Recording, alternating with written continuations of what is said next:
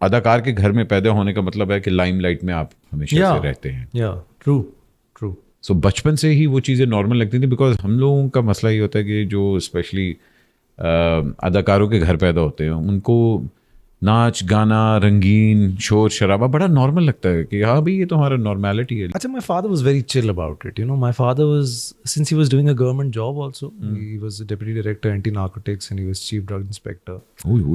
So, उनका, and then he used to be a professor also, chemistry के professor थे वो, अल्लामा इकबाल कॉलेज में पढ़ाते थे वो. अच्छा, I didn't know that.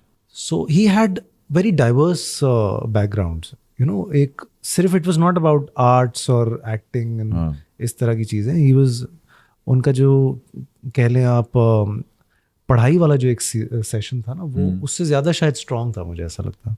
The day I walked in किसी भी सेट पे एवरीबडी न्यू कि मैं किसका बेटा हूँ. I was working in Urdu sector, my father worked lot in Sindhi sector. There was a division जब मैंने शोबिज़ ज्वाइन किया.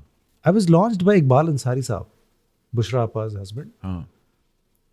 उनको नहीं पता था मैं किसका बेटा. आई थिंक 2008 में आपका पहला नहीं सर, 2003 2003-4. अच्छा.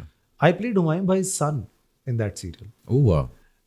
तो कमाल ये था कि उनको नहीं पता था और उन्होंने मुझे जो रगड़ा दिया था उस सीरियल पे, मतलब माँ बहन की गालियाँ होती थी सेट पे ना, because I know how to act, I knew it, but मुझे ना वो नहीं पता था फ्रेम में कैसे आना है. स्पीड ज्यादा थी, नए नए एक्टर में ना बहुत ज्यादा स्पीड होती है, टेक्निकलिटी नहीं, टेक्निकलिटी. तो किस आपको बना दिया एक्टर से आए. So I cried on sets, you know, and there was Zeba Shahnaz and Javeria Jalil on sets with me, and I was crying. They were like it's okay, ऐसा ही है and all that. So by the end of the serial, I asked him one thing. There was another actor also in that serial, and I said, "Sir, you never said anything to him, and you kept yelling at me." ये और वो. उन्होंने मुझे एक बात बोली थी कि तुम कहाँ जाओगे और वो कहाँ जाएगा देख लेना. वाह. ये उन्होंने मुझे तब बात बोली थी जिस ड्रामे में मैं सिर्फ उठते बैठते जलील हुआ हूँ, बट साहब सिर्फ जलील हुआ हूँ. तो उन लोगों में ना ये एक कमाल था, आँख थी उनके अंदर, तो उसका क्रेडिट मैं उनको देता हूँ कि my father was a producer also, one of the pioneers. He started producing for STN and NTM, और वो पैसे वैसे उनके खा गए लोग, बट प्रोड्यूसर वो थे. ये तो मस्ट होता है. So there was this cricket match जिसके अंदर आई वाज असिस्टेंट उस टाइम पे, और अब्बा was producer, and Qasim Jalali साहब was probably he was directing the play. So I told the actors कि यार आज शाम को मैच है नेशनल स्टेडियम में स्टार्स और सेलिब्रिटीज़ का. तो मैं और एक और असिस्टेंट था, is in Canada now, Raheel. तो मैंने कहा हम भी आएंगे मैच देखने ना. आपको मैं एक्टर्स के नाम नहीं लूँगा, लेकिन मैंने कहा हम भी आएंगे, अंकल देखने आएंगे. हाँ आना. और फिर जब हम वहाँ पहुंचे तो गेट के बाहर I could see the uncle standing right in front of me, and I was calling him uncle never looked back.